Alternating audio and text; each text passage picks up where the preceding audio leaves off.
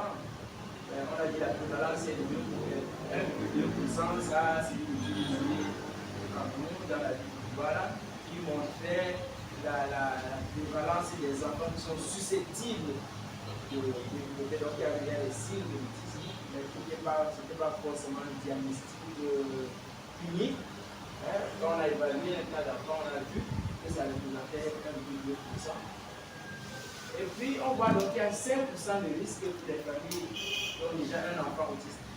Ça veut dire quoi? Il y a l'implication génétique et les 5%. Donc, si on a déjà fait un enfant autiste, la possibilité qu'on en fait un autre, c'est 5%. Et puis, 60% de risque pour les enfants, pour les jumeaux.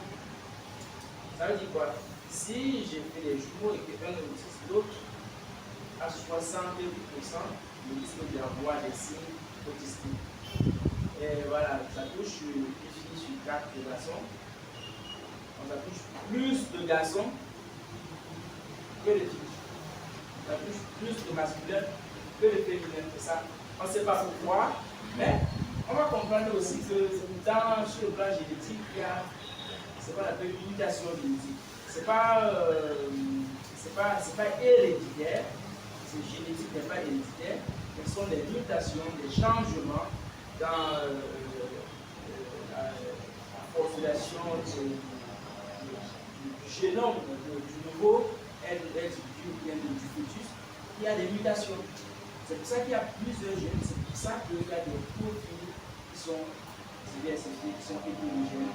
Parce que les gènes qui sont modifiés chez un enfant X, c'est moi je suis autiste. Mais les gènes ne sont pas les mêmes gènes qui sont adhérés chez lui.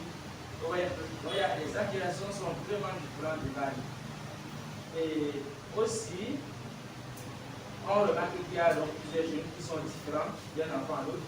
Et aussi, on va voir que sur le plan neurobiologique, il y a des anomalies dans le fonctionnement du cerveau, dans la mise en place du processus de maturation. Et dans ces anomalies-là, on va faire que finalement le cerveau ne va pas fonctionner forcément comme le cerveau d'un enfant neurotypique. Donc vous êtes des neurotypiques. Eux, ils sont des neuroatypiques. Voilà. Donc, on va voir qu'il y a des troubles de la maturation cérébrale comme complet. Et puis,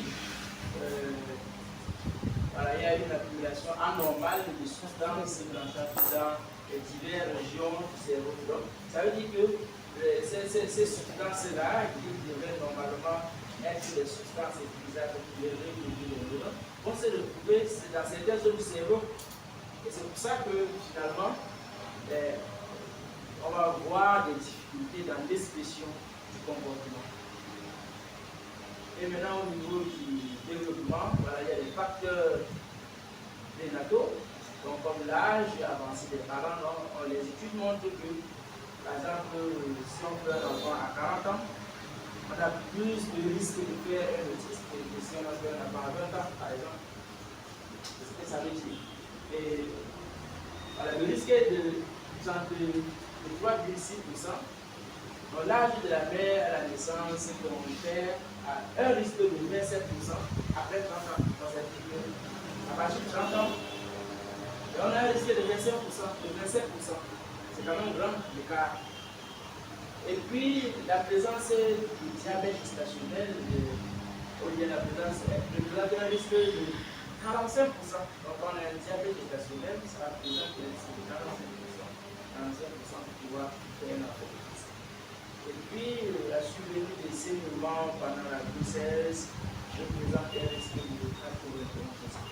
Alors qu'est-ce qui se passe? Il se passe que ce qui se passe durant la grossesse, pendant la période gestationnelle, est déterminant pour le nouveau, pour l'enfant que vous allez naître au monde. Donc, ce sont les facteurs, mais ces facteurs seuls ne suffisent pas. Il faut qu'à côté qu'il y ait des mutations génétiques et qu'à côté qu'il y ait des anomalies au niveau de la maturation cérébrale. Et là, on va voir que le niveau périnatal, la prématurité, le petit poids et tout ça représentent des risques. Donc, et puis, sur le plan postnatal, la privation sensorielle. La privation sensorielle, ça veut dire quoi?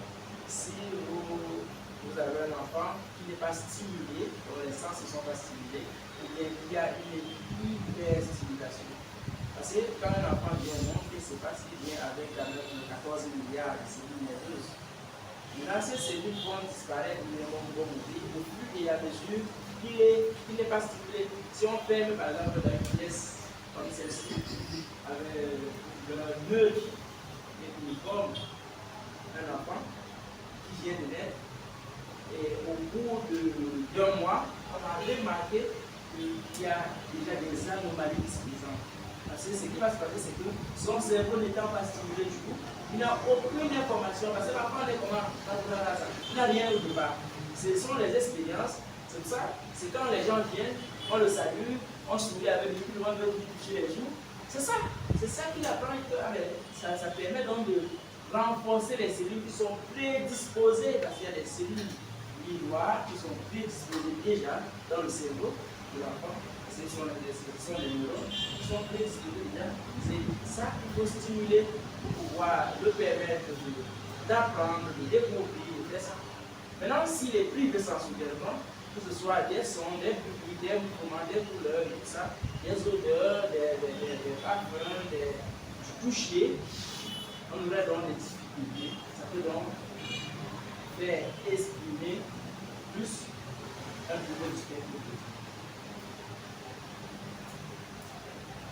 Est-ce que le rythme est bon?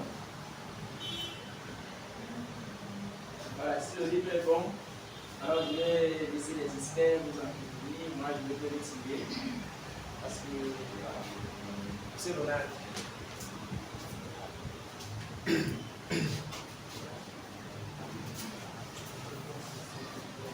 Bonjour une fois de plus.